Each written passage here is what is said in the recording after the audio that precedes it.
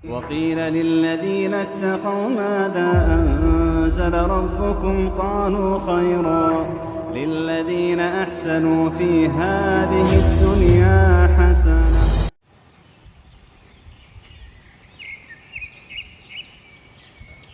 Hadirin hadirat yang rahmati Allah Subhanahu wa taala. Topik yang kita bahas pada kesempatan kali ini adalah beberapa renungan dan nasihat kepada orang-orang yang mereka sedang bersedih.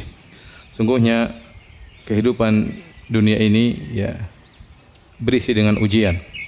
Dan Allah Subhanahu wa taala telah menekankan hal ini dalam banyak ayat. Ya linabluwahum ayyuhum ahsanu amala. Kata Allah Subhanahu wa taala, sungguh ya alladzi khalaqal mauta wal hayata, Allah yang telah menciptakan kematian dan kehidupan buat apa? Liyabluwahum ayyuhum ahsanu amala, untuk menguji mana di antara mereka yang ya amalnya yang terbaik. Ya, Allah juga berfirman, hal ata 'alal insanu hina minad dahri lam yakun syai'an madhkura inna khalaqnal insana min nutfatin amsyajin nabtalih. Ya, sungguh kami menciptakan manusia dari nutfah, ya dari air mani, ya buat apa? Nabtalih, untuk mengujinya. Jadi memang Allah ciptakan kita untuk diuji. Karenanya seorang di atas muka bumi ini harus sadar bahwasanya dia diciptakan untuk diuji oleh Allah Subhanahu wa taala. Maka semua orang diuji, tidak ada seorang pun yang tidak diuji oleh Allah Subhanahu wa taala. Dan kita tahu semua orang pernah bersedih, atau sebagian mereka sedang bersedih, ya. Tapi kalau semua orang pernah bersedih, semuanya pernah bersedih. Tidak ada yang pernah luput dari kesedihan. Dengan ujian yang bermacam-macam. Ada orang diuji berkaitan dengan hartanya, ya, beri ekonomi yang sulit, penuh dengan hutang, dililit hutang. Ada orang diuji dengan badannya, ya, cacat atau sakit-sakitan atau tubuh yang tidak sempurna. Ya, kemudian juga ada yang wanita diberi kesedihan karena bertahun-tahun sudah menikah, tidak memiliki anak. Sementara wanita yang lain juga sedih, memiliki anak yang banyak tapi selalu menyusahkan dia, nakal, merepotkan dia. Sebagian wanita terus menangis, sudah mencapai usia tua, tidak mendapatkan suami. Sementara banyak wanita yang menangis mendapati suami yang selalu menyesakkan hatinya, selalu memukulnya, selalu menyedihkannya. Dan demikianlah namanya ujian, ya, beraneka ragam menimpa satu dengan yang lainnya. Tapi memang berbeda-beda, ada yang ujiannya sedikit dan ada ujiannya banyak. Tetapi semua orang diuji oleh Allah Subhanahu wa taala. Dan siapapun orangnya, mau kaya atau miskin, pasti diuji, ya. Sebagaimana sering saya sampaikan, bukan hanya orang miskin yang diuji, bukan hanya orang miskin yang bersedih. Orang kaya, para pejabat, para penguasa, mereka juga diuji, mereka juga bersedih. Bukan cuma kita saja yang menangis.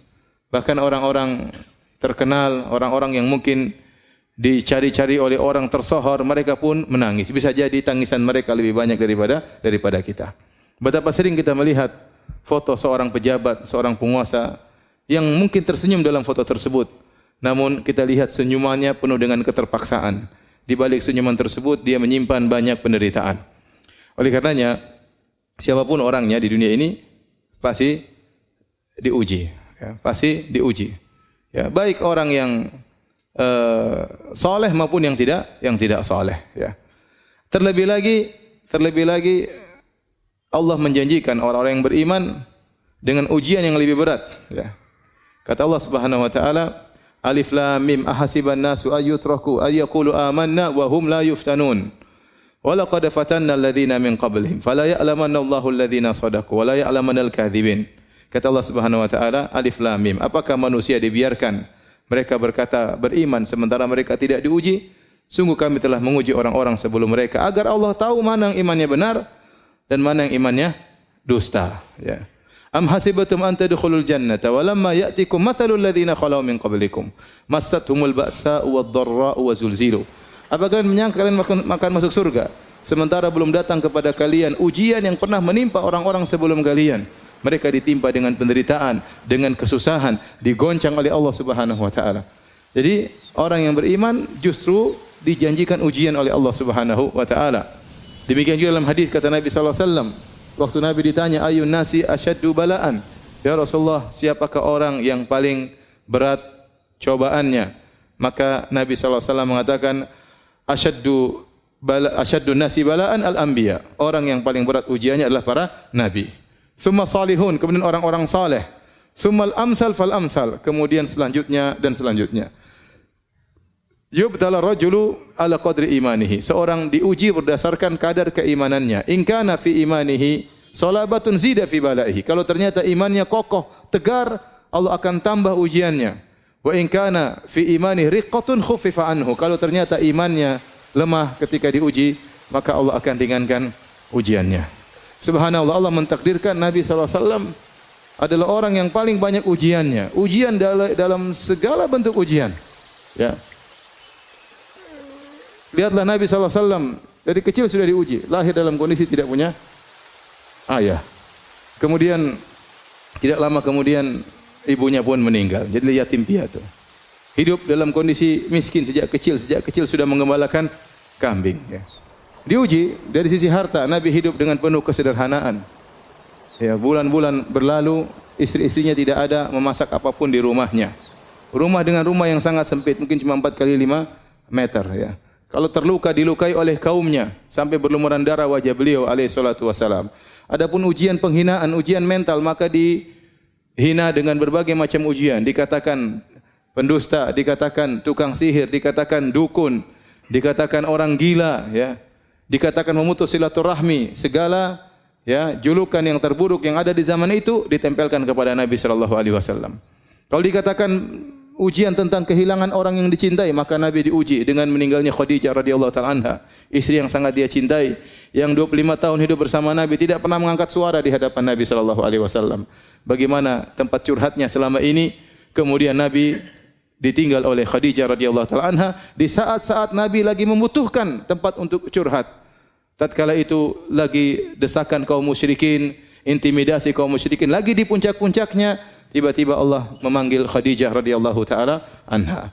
Kalau dikatakan apakah Nabi tidak pernah diuji dengan meninggalnya? Ya, anak-anaknya, semua anak-anak Nabi sallallahu alaihi wasallam meninggal dalam kehidupannya kecuali Fatimah radhiyallahu taala anha. Nabi punya anak 7 orang, semuanya meninggal, 6 orang di masa kehidupan Nabi sallallahu alaihi wasallam. Abdullah meninggal, Qasim meninggal, ya Zainab meninggal, Ruqayyah meninggal, Ummu Kulsum meninggal, Ibrahim terakhir meninggal di pangkuan Nabi sallallahu alaihi wasallam sampai Nabi menangis. Nabi berkata, "Innal qalba la yahzan wa innal aina la tadma wa la naqulu illa bima yurdi rabbana wa inna bi firaqika ya Ibrahim la mahzunun." Sungguh mata ini mengeluarkan air mata. Sungguhnya hati ini sangat bersedih dan kami tidak mengucapkan kecuali kata-kata yang mendatangkan keridhaan Allah Subhanahu wa taala. Wa inna bi firaqika ya Ibrahim la mahzunun. Sungguh kami dengan kepergianmu wahai anakku Ibrahim sangat bersedih. Semua ujian dihadapi oleh Nabi sallallahu alaihi wasallam. Cuma satu mungkin saya bilang Nabi tidak diuji, yaitu Nabi tidak diuji dengan kecacatan. Kenapa? Karena beliau seorang nabi. Tidak pantas dia seorang cacat, akan menjadi bahan hinaan oleh orang-orang musyrikin, orang-orang kafir. Adapun ujian yang lain, ujian harta Nabi diuji. Ujian terluka Nabi diuji, sakit 2 kali lipat. Anas bin Malik waktu datang kepada Nabi sallallahu alaihi wasallam, kemudian dia meletakkan tangannya, maka Nabi panasnya sangat tinggi. Ya Rasulullah, innaka la tu'ak wa'kan syadidan. Ya Rasulullah, sungguhnya engkau mengalami panas yang sangat panas, ya. Kata Nabi sallallahu alaihi wasallam, ini u'ak kama yu'aku rajulani minkum. Sungguhnya aku kalau merasa demam 2 kali lipat seperti kalian. Ya, Nabi diracun, ya, sampai Nabi sallallahu alaihi wasallam meninggal karena bekas racun yang diberikan oleh wanita Yahudi tatkala di Khaybar. Ya, selama 3 tahun atau 4 tahun Nabi mengalami sakit racun tersebut. Puncaknya tatkala Nabi sallallahu alaihi wasallam tahun 11 Hijriah, baru kemudian Nabi sallallahu alaihi wasallam meninggal akibat racun yang sudah terpendam hampir 4 tahun tersebut sallallahu alaihi wasallam. Oleh karenanya, waktu Nabi sallallahu alaihi wasallam mendatangi seorang wanita yang sedang meratapi anaknya meninggal dunia, maka Nabi sallallahu alaihi wasallam datang wanita tersebut di kuburan, dia sedang meratapi anaknya. Nabi mengatakan, "Ya hadhihi, isbiri." Wahai fulanah, bersabarlah. Wattaqillah, bertakwalah kepada Allah. Maka wanita tersebut marah, dia mengatakan, "Ilaika anni, pergi engkau dariku. Innaka lam tusab bi musibati." Kata wanita ini, engkau tidak merasakan apa yang aku rasakan. Engkau tidak pernah menerima musibah seperti yang aku terima. Subhanallah. Nabi bukan cuma 1 anak yang meninggal. 6 orang anak meninggal dia hadapi.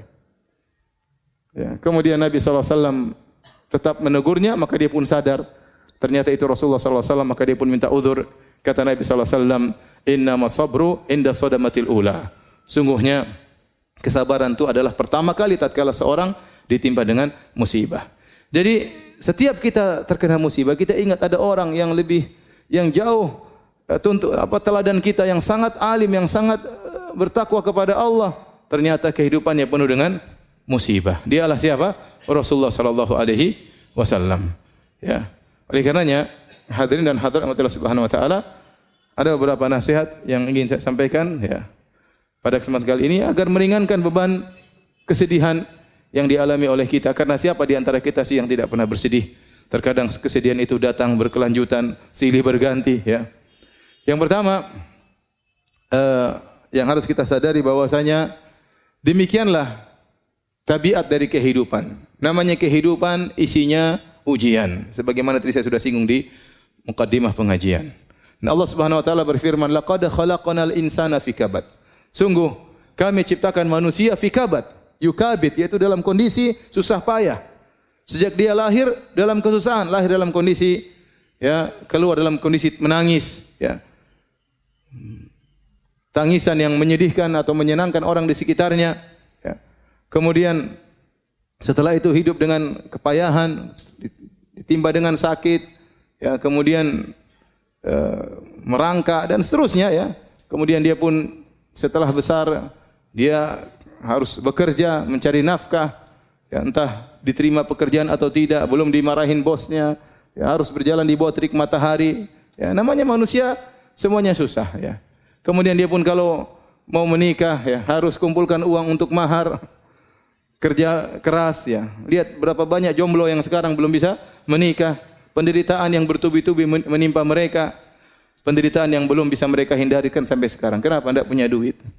Cari duit untuk cari mahar. Begitu sudah cari mahar, kemudian melamar, terkadang ditolak. Penderitaan berikutnya. Ya.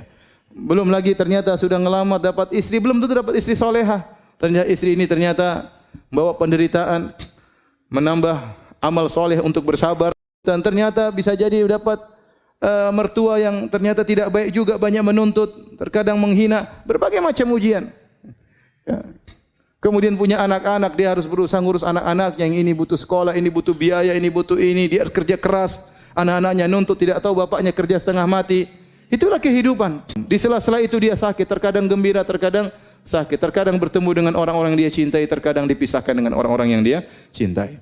Kalau dia umurnya panjang, dia akan lihat banyak orang yang dia cintai meninggal sebelum dia, dan itu kesedihan yang luar biasa. Kalau dia umurnya pendek, maka dia meninggal ditangisi oleh orang-orang di sekitarnya. Demikian kondisi kehidupan. Laqad khalaqnal insana fi kabad. Kami ciptakan manusia di atas kepayahan.